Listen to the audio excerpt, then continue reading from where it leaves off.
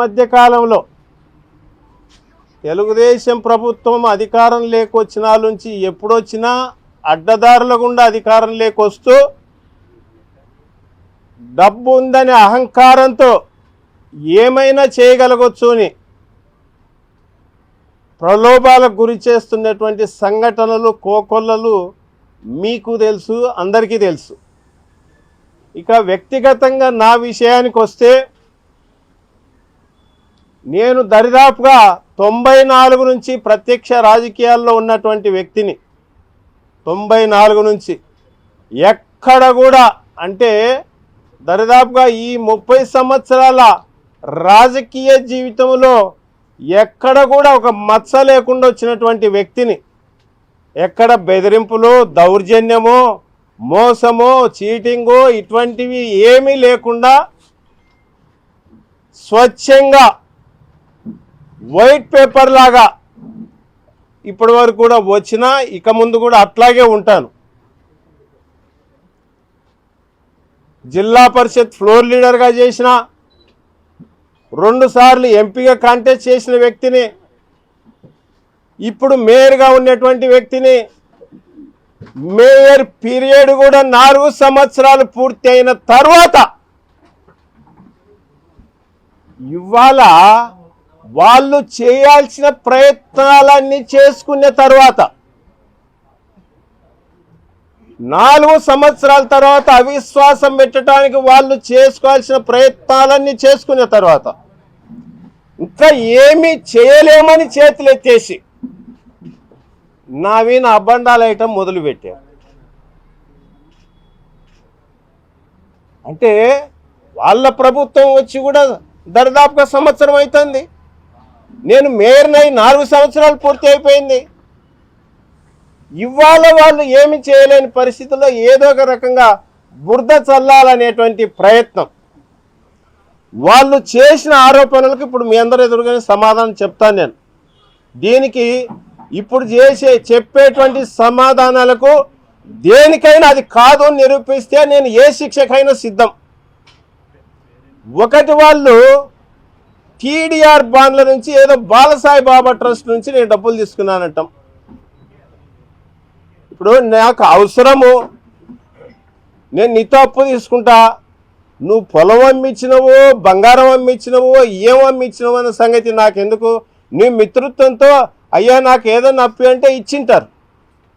అసలు టీడీఆర్ బాండ్లకు నాకు ఎటువంటి సంబంధం లేదు. ఏ సంబంధం ఉండగా నిరూపించండి.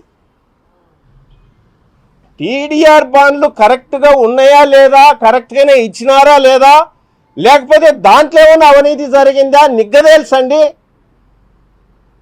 అది తెలుసండి తప్ప నేనేదో ప్రైవేట్ వ్యక్తి నుంచి అప్పు తీసుకుంటే దానికి దీనికి లింక్ పెట్టి ఆయన టీడీఆర్ బాండ్ల నుంచి తీసుకొని ఇచ్చినాడు, పొలం అమ్మి ఇచ్చినాడు, బంగారం అమ్మి ఇచ్చినాడు, ఇండ్లు తాకట్టు పెట్టి ఇచ్చినాడు, ఏమి ఇచ్చినాడో అది ప్రైవేట్ వ్యవహారం. నేను అప్పు తీసుకునేటువంటి పరిస్థితి.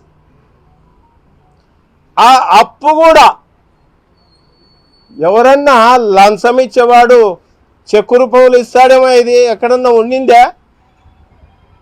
అప్పు కాబట్టి డైరెక్ట్ చెక్కు రూపంలో తీసుకున్నా నేను. ఆయన డేట్లు మనకు గుర్తుండని నువ్వు ఇంట్రెస్ట్ ఏదన్నా వేసి ఇద్దులే అన్నట్టుగా అని చెప్పేసి చెక్కు రూపంలో ఇచ్చినటువంటి పరిస్థితి. మరి లంచాలు ఎవరన్నా చెక్కులు ఇచ్చుకుంటారా? ఆ మాత్రమన్నా ఇంకిత జ్ఞానం ఉండాలి కదా కామెంట్ చేసే వాళ్ళకు. దాన్ని వీళ్ళేదో అంటే అసలైన సబ్జెక్టును వదిలిపెట్టేసి కేవలం కార్పొరేషన్లో నన్ను టార్గెట్ చేసే ఇంకా చేయాల్సిన మా కార్పొరేటర్ల కొరకు చేయాల్సిన ప్రయత్నాలు చేసినారు. ఏదో 3-4 సంతలో అమ్మడమైనట్టు పోయినారు. ఏదో ఆ మేకలను గొర్రెలను కొంటారు చూడు, అట్లా పెట్టి కొన్నారు. పోయినోళ్ళు పోయినారు. ఇంకెవరు పోనీక లేదు, పోలేరు. మా వాళ్ళు ఎవరు కూడా అంత వీక్గా ఉన్న వాళ్ళు ఎవరు లేరు. పోవాల్సిన అవసరం ఎవరికి లేదు. పోరు కూడా. పోరు అనే సంగతి తెలిసినాకనే ఈ వ్యవహారాలను మొదలుపెట్టారు. వాళ్ళది ఇంకొక 2వ ఆరోపణ ఏంటంటే, ఇది మొదటి ఆరోపణ ఎప్పుడు చేసినా ఏందో బాలసాయి బాబా ట్రస్ట్ రామారావు గారు మీరందరూ ఉన్నారు, డైరెక్ట్ ఆయనను అడగవచ్చు. ఆయన అప్పు ఇచ్చినారా దేవుడు అని ఆయన చెప్తూనే ఉన్నాడు. ఆయన ఎక్కడి నుంచి తీసుకొచ్చి ఇచ్చినాడు అనేది నాకేం సంబంధము?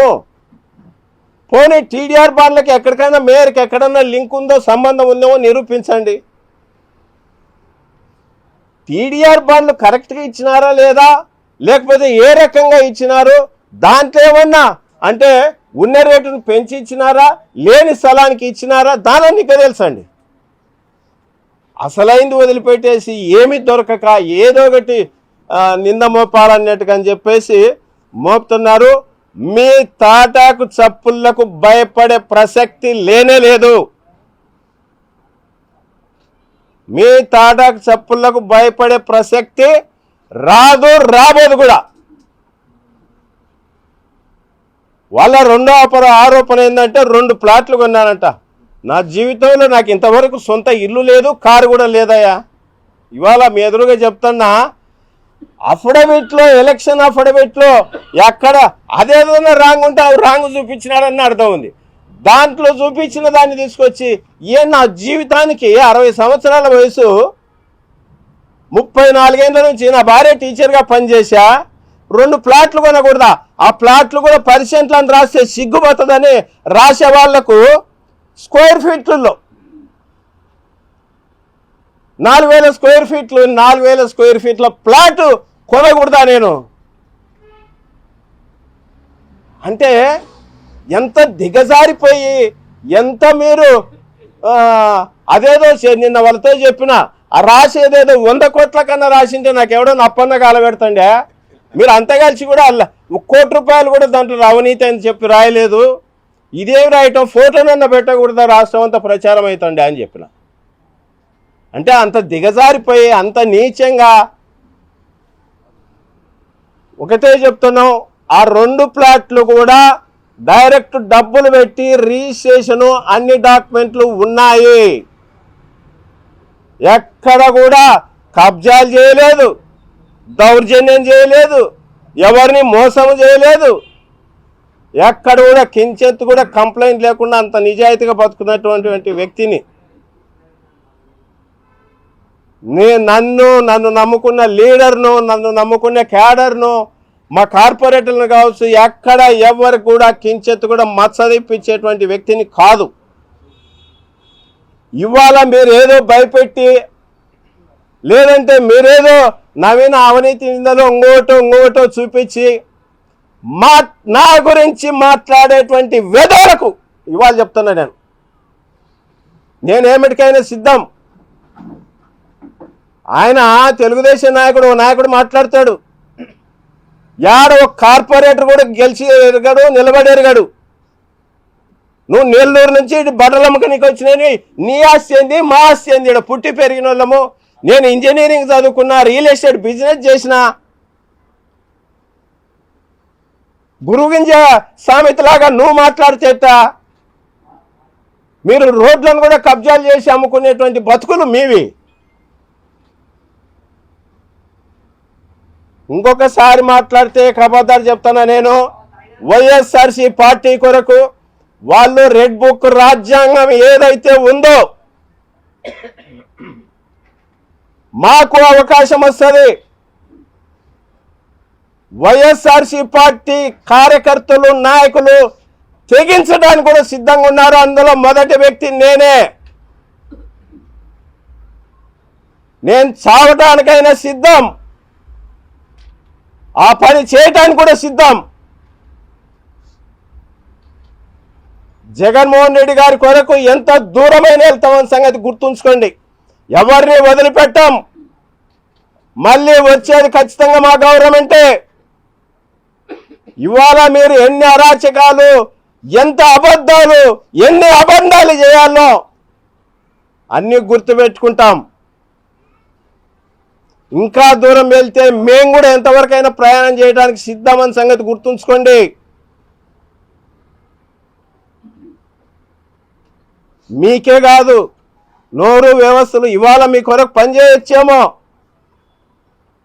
అదే వ్యవస్థ రేపొద్దున మాకు కూడా పనిచేస్తుంది. మీరు మీ స్థానాలు ఆ రోజున ఏడుండాలో, మీరు ఎక్కడ ఉండాల్సి వస్తుందో తెలుసుకోండి, మాట్లాడండి. ఎవరిని వదిలిపెట్టే ప్రసక్తి ఉండదు. అది ఎంత పెద్ద పొజిషన్లు ఉన్నా ఎవరైనా సరే. మేము నమ్ముకున్న లీడర్ కొరకు ఏం చేయడానికైనా సిద్ధంగా ఉన్నామన్న సంగతి మీ ద్వారా తెలియజేస్తున్నా. ఎటువంటి కార్యక్రమానికైనా పూనుకుంటాం, భయపడే ప్రసక్తే లేదు.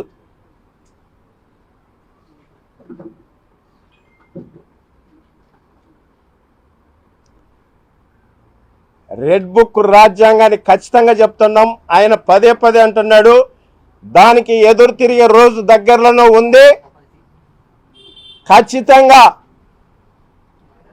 మీరు ఎన్ని కేసులు పెట్టుకుంటారో, ఎన్ని అరాచకాలు చేస్తారో మీ బుద్ధిబట్టాన్ని చేసుకోండి తప్ప ఖచ్చితంగా తొందరలోనే ఈ రెడ్ బుక్ రాజ్యాంగానికి వ్యతిరేకంగా ఎదురు తిరిగే పరిస్థితులు దగ్గరనే ఉన్నాయని సంగతి మీ ద్వారా తెలియజేస్తున్నా. దాని సంగతి కూడా తేల్చడానికి మేము సిద్ధం. వెనకడిగేసే ప్రసక్తి లేదు, భయపడే ప్రసక్తి లేదు.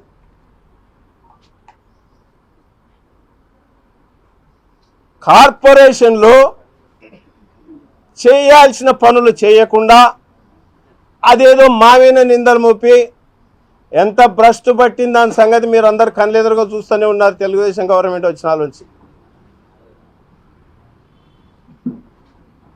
చేతులెత్తేసినటువంటి పరిస్థితి. ఇవాళ మేం కష్టపడి 197 ర్యాంకులు ఉన్న దాన్ని స్టేట్లో సెకండ్ ర్యాంకులో నిలబెట్టినాం కర్నూలులో. ఇవాళ ఎన్నో ర్యాంక్ వస్తుందో కూడా తెలియని పరిస్థితి. చేయాల్సినవి చేయకుండా డబ్బు ఉంది కదా అని తెలుగుదేశం పార్టీ మొదటి నుంచి కూడా అంటే ప్రజాస్వామ్యబద్ధకంగా కాకుండా అప్రజాస్వామ్యబద్ధకంగా ఒక పార్టీలో గెలిచిన డబ్బుతో కొని ఇవతలికి లాక్కోవటం అనేది సంతలో పశువుల కంటే హీనంగా డబ్బు